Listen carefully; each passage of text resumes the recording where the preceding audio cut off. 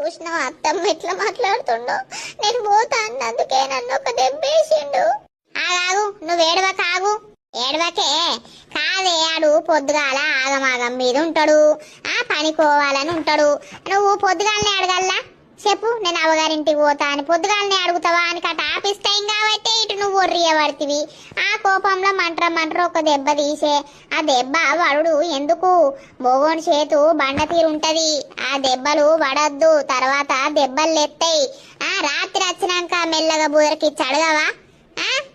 అడుగుతున్నా అత్తమ్మ, మొన్నట్టుండి అడుగుతున్నా. అడిగితే పో అంటలేడు. 2-3 రోజులు ఆగు అని అంటాడు. 2-3 రోజులు అయినాక అయ్యల్ని అడిగినా మా అమ్మ ఊకి రమ్మంటుంది, పిల్లగాని మీద పానం కొట్టుకుంటుందని అంటుంది. అయ్యల్ని అడిగితే చూసినావా కొట్టిండు.